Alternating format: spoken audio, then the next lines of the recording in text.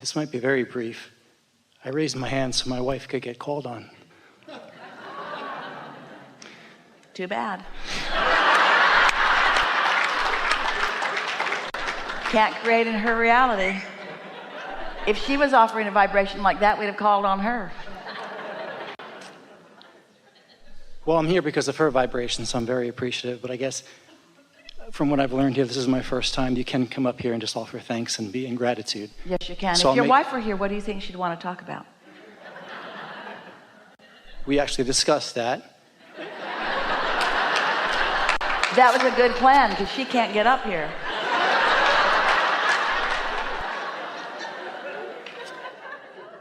What we're getting at, often you can hear the answer to your question much better from out there than you can from up here. I'll do my best to recall and deliver. So my wife is a very talented and wonderful pediatrician, in addition to being a great wife. She's writing a children's book. She's been a fan of yours and the movement, the momentum, the positive rockets for a long time. And she wants to share that even more so in her profession. Would you tell her next time you see her? Yes. That we would be happy to collaborate with her on this book. It's time. It's time.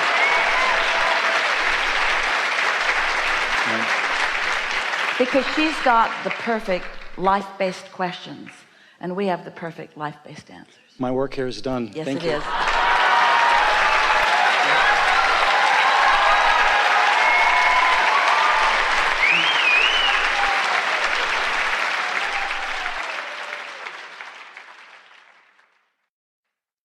I'm wondering about having the feeling and not knowing what the thought is. So not so much about, I have all these thoughts, now I have this feeling. More like I have this feeling, and I don't know what the thoughts are that are causing it. It's a really good beginning place, though, isn't it?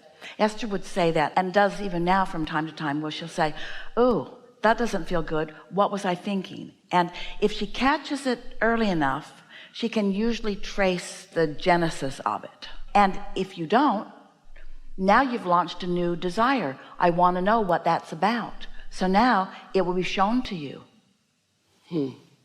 Think about what your question is. I want to know what my stumbling block is. I want to know what thoughts I'm thinking that are bogus and that are in my way of something I want.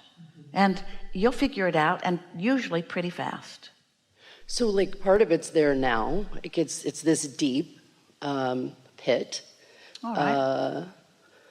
So almost like nervous, like I'm trying to find. We can tell you what that is. That nervous feeling, that concern about what others are thinking,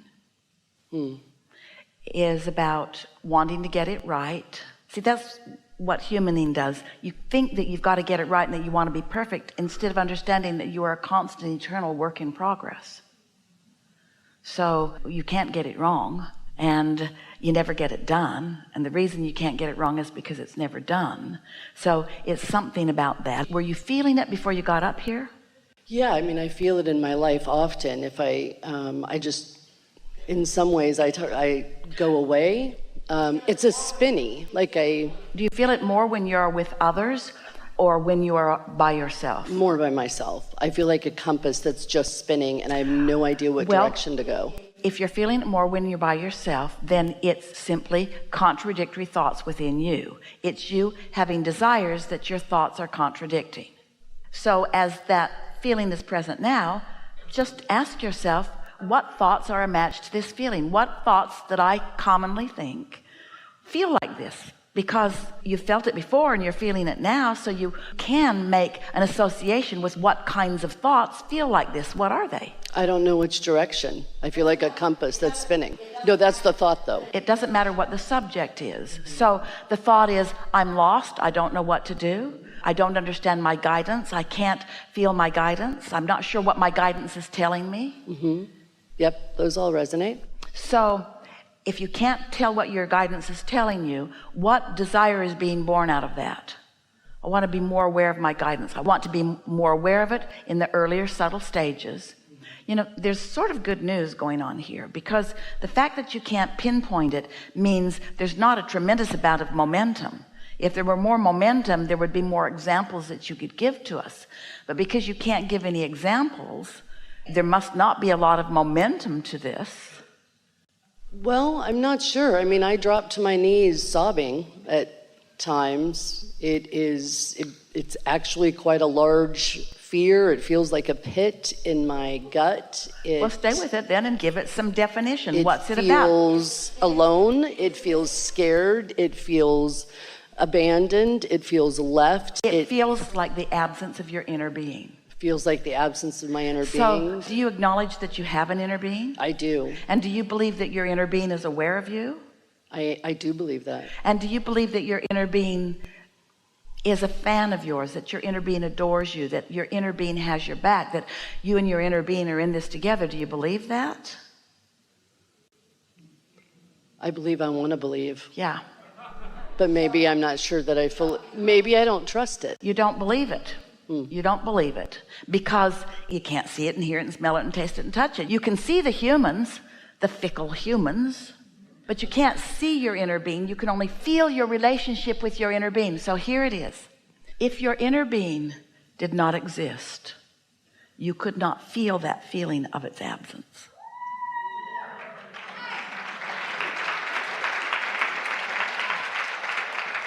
If there were no inner being knowing you, loving you, and calling you home, then you would not feel any resistance as you don't go.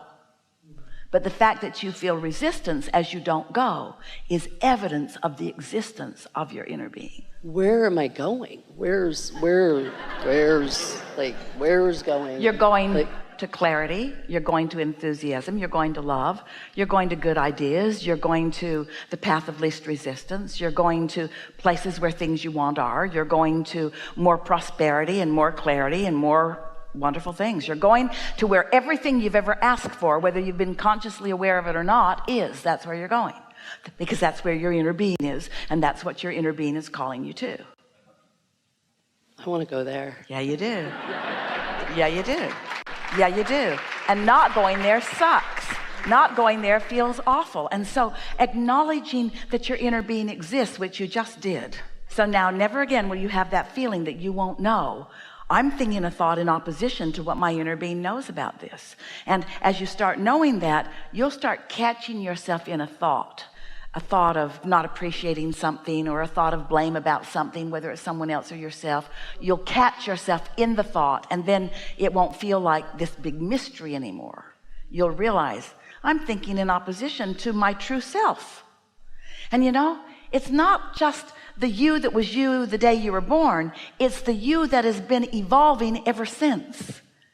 You have become, through your life experience, this evolved, expanded, powerful, attracting being.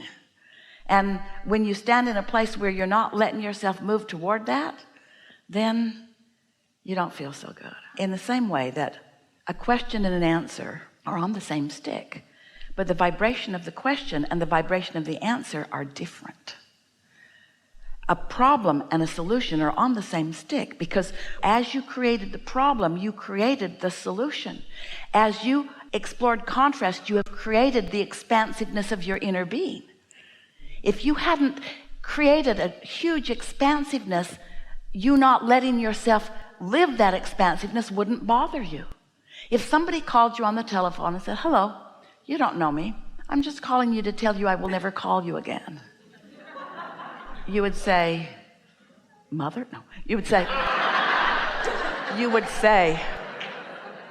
thank you very much. You wouldn't feel any negative emotion about it. But if someone you really care about were to say that to you, you'd feel something. And so you're feeling, you're not letting your inner being into your experience. That's what you're feeling. That's what it is. You're feeling your guidance, and your guidance is talking to you about a whole lot of things, but it's your guidance that you're feeling. And what it's always saying is what you're thinking right now and what your inner being is thinking right now about the thing that you're thinking about, because your inner being is always thinking about the thing you're thinking about. No matter what thing you're thinking about, your inner being is always thinking about the thing that you're thinking about. In every moment of your life experience, whatever your inner being is thinking about is the thing you're thinking about every single time. every single time. Do you get that?